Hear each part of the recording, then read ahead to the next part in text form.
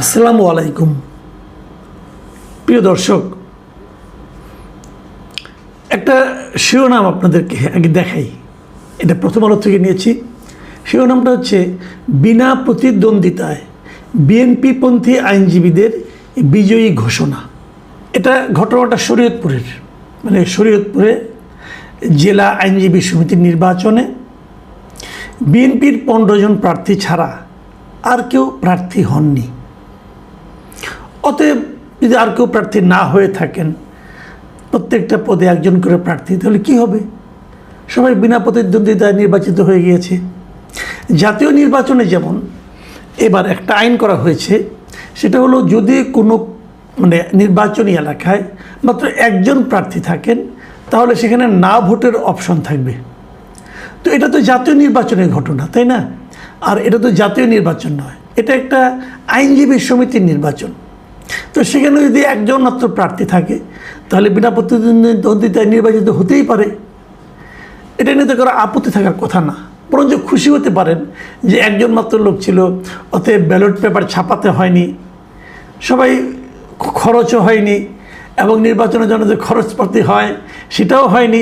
ভালো, অপচয়ের থেকে রক্ষা পাওয়া গেছে, জাতির অর্থনৈতিক অবস্থা এখন সামনের দিকে যাবে, এগুলি ভেবে আপনি কিন্তু মনে মনে শান্তি পেতে পারেন। কিন্তু এই শিরোনামের ভেতরে গেলে আপনি কি পাবেন?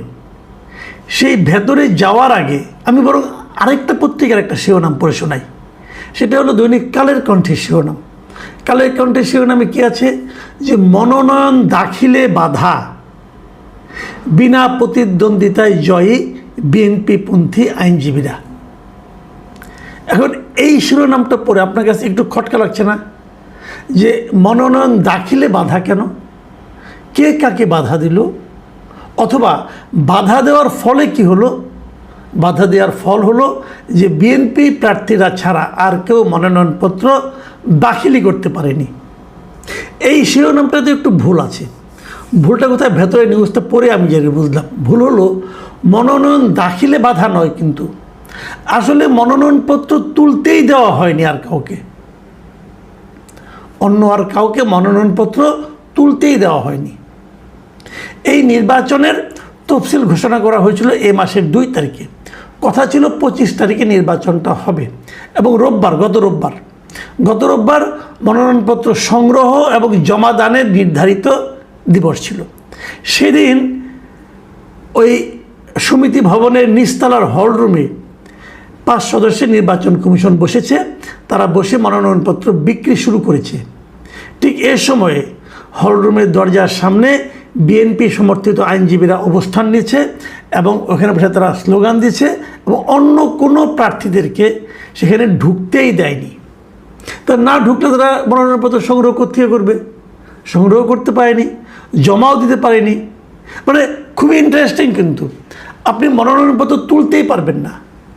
এটা আগে আমরা দেখতাম সাধারণত এই ধরনের ঘটনা ঘটতো। কিছুদিন আগে আরও আমি একাধিক নির্বাচনের খবর পেয়েছি, অন্তর্বর্তীকালীন সরকারের সময় হয়েছে, এবং ইন্টারেস্টিংলি আমাদের সাংবাদিকদের মধ্যেও হয়েছে। অনেক জায়গায় নির্বাচনই হয়নি, নির্বাচন হতে দেওয়া হয়নি, নানা ছুতানাতায় নির্বাচন পিছিয়ে দেওয়া হয়েছে। আমি বিভিন্ন প্রেস ক্লাবের কথা বলছি। আমি এগুলো নিয়ে পরবর্তী সময়ে 2-1 দিনের মধ্যে আরেকটা স্টোরি করব, যে আমাদের মধ্যেও কী কাজ চলছে সারা দেশে, ঢাকাতেও চলছে, সেগুলো নিয়ে আমরা আলোচনা করব। আগে আমি আইনজীবীদের পার্টটা শেষ করি আজকে। তো কেউ ঢুকতে পারেনি। আচ্ছা, আমি না বুঝি না, এত আধুনিক হয়ে গিয়েছে, তো এই মনোনয়নপত্রগুলো অনলাইনে জমা দিলে তার কোনো ঝামেলা থাকে না। অনলাইনে তারা বলে দিত এখান থেকে ফর্ম পাওয়া যাবে অনলাইনে ওয়েবসাইটে, দিয়ে তারপর সেখানে জমা দিয়ে দিবে। গভর্নেন্স তো শুরু হয়ে গেছে। এটা করলেই তাহলে তার এখানে সামনে দাঁড়ায় থাকতে পারে না কেউ, কারণ দাঁড়ায় থেকেছে, কাউকে ঢুকতে দেয়নি। কিন্তু যখন অভিযোগ উঠেছে, তখন তারা আবার বলছে না, আমরা কোনো বাধা দেইনি, আসলে আমাদের প্রতি না তারা খুব শ্রদ্ধা দেখিয়েছে, আমাদের প্রতি শ্রদ্ধা দেখিয়ে তারা আর কেউ মনোনয়নপত্র নিতেই আসেনি। তারা ভেবেছে যে আমরা এত ভালো, এত যোগ্য, আমরা বিএনপি করি, আমাদের সরকার আছে, অতএব আমাদের চেয়ে যোগ্য আর কেউ থাকতে পারে না।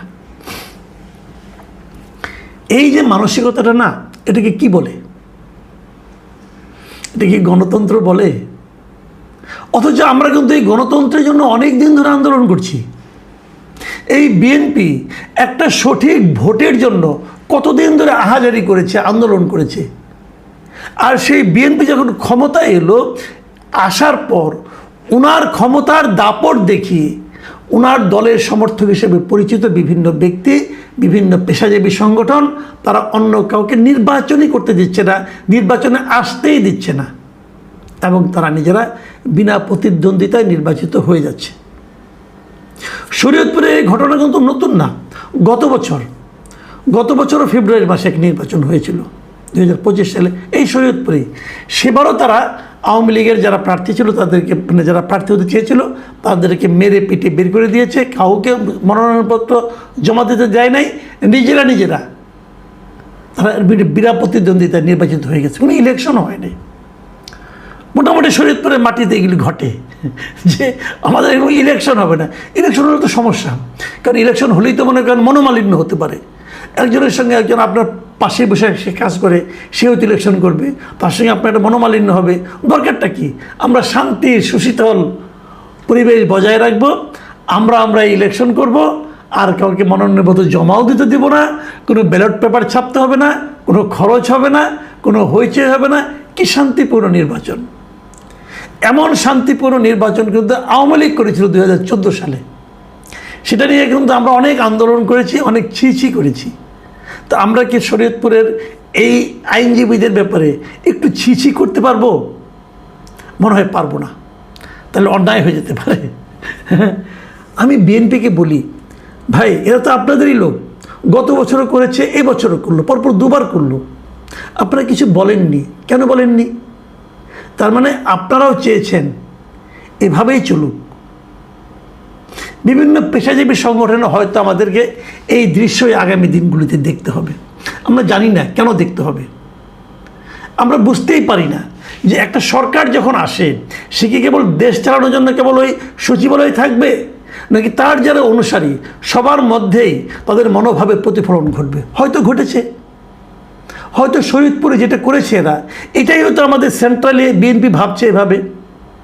আমরা জানি না 5 বছর পর নির্বাচনে এভাবে হবে কিনা, অন্য কেউ মনোনয়নপত্র সংগ্রহ করতে পারবে কিনা, অন্য কেউ মনোনয়নপত্র জমা দিতে পারবে কিনা, আমরা তো জানি না। কারণ এটাকে তো বিএনপি মেনে নিচ্ছে। বিএনপি তো তার দলের, তার আইনজীবী যারা ফোরাম আছে তাদেরকে কিছু বলছে না। দেখুন এইবার শরীয়তপুরে যে ঘটনাটা ঘটেছে, এটা কিন্তু বিএনপির মধ্যে ওরা এই প্যানেলের বাইরে থেকে কাউকে দিতে দেবে না। তার প্রমাণটা হলো কি, ওখানে বিএনপিরই একজন এই জাতীয়তাবাদী আইনজীবী ফোরামের সাবেক সভাপতি, উনি একজন প্রবীণ আইনজীবী, মিস্টার মুসলিম উদ্দিন খান, উনি নিজেই গিয়েছিলেন মনোনয়নপত্র সংগ্রহ করতে, ওনাকেও সংগ্রহ করতে দেওয়া হয়নি। আবার আরেকজন আইনজীবী মুরাদ হোসেন, উনি আবার ইসলামী আন্দোলন বাংলাদেশের একজন মানে আপনার আইনজীবী, উনিও এখানে সহসভাপতি পদে প্রতিদ্বন্দ্বিতা করা উনি এক ধরনের প্রস্তুতি নিচ্ছিলেন। ওনার রুমে যেয়ে ওনাকে মারধর করেছেন, এমন ঘটনা কিন্তু ঘটেছে। এবং সে মারধরের অভিযোগটা কার বিরুদ্ধে? এই নির্বাচন কমিশনে একজন আছে রুবায়েত আনোয়ার, তার বিরুদ্ধে অভিযোগ। এবং রুবায়েত আনোয়ারটাকে উনি হলেন গিয়া এই মুরাদ হোসেনের ভগ্নিপতি, তাকে মারধর করেছে। তো এইগুলো আমরা কিন্তু দেখছি ভাই। আমি প্রথম আলো রিপোর্টারতে পাইলাম, ভেতরে একজন আওয়ামীপন্থী এক আইনজীবী রিপোর্টারকে বলেছে যে শরীয়তপুরের আইনজীবী সমিতির অধিকাংশ ভোটার আওয়ামী লীগ সমর্থিত। বিএনপিপন্থী আইনজীবীরা জানেন সবার অংশগ্রহণে ভোট হলে তারা জিততে পারবেন না, তাই 2 বছর ধরে আমাদের মনোনয়নপত্র সংগ্রহ করতে দেওয়া হচ্ছে না, রোববারও বাধা দেওয়া হয়েছে, অনেককে চেম্বারে গিয়ে গালিগালাজ ও হুমকি দেওয়া হয়েছে। এই যে আওয়ামী লীগের অভিযোগটা, এই অভিযোগটার ব্যাপারে আপনি কি বলবেন? বলবেন আমরা করিনি। তো আপনি করেননি, কেউ নির্বাচন আপনাদের প্রতিদ্বন্দ্বিতা করলো না, তো সেটাকে আপনারা কি বলবেন? সেটাকে এই যে লোকটা জিতেছে এখানে এই সাধারণ সম্পাদক পদে, মিস্টার মৃধা নজরুল ইসলাম, উনি কি বলেছেন শুনেন, আগে হাসেন, আগে শুনেন। উনি বলেছেন জাতীয়তাবাদী আইনজীবী ফোরাম থেকে একটি প্যানেল দেওয়া হয়েছিল, সেই প্যানেলের প্রার্থীদের প্রতি সম্মান দেখিয়ে অন্য আইনজীবীরা মনোনয়নপত্র সংগ্রহ করেননি, আমাদের কোনো আইনজীবী কাউকে বাধা দেয়নি। এই হলো যে ওনাদের প্রতি সম্মান দেখিয়ে কেউ সেখানে নির্বাচনে অংশ নেয়নি। আমরা চাই যে এই সম্মান দেখানো অব্যাহত থাকুক। জাতীয়তাবাদী ফোরাম যখন যেখানে নির্বাচন করেন ওনারা বিনা প্রতিদ্বন্দ্বিতায় পাশ হয়ে আসুক, তাহলে দেশে নির্বাচন কেন্দ্রিক একটা শান্তির সুবাতাস বইতে থাকবে। প্রিয় দর্শক, সেই সুবাতাসের যদি শীতল হাওয়ার একটু স্পর্শ আপনাদের গায়েও লাগে, নিজেদেরকে গর্বিত মনে করবেন এবং তাদেরকে আশীর্বাদ করবেন। এখন এ পর্যন্তই।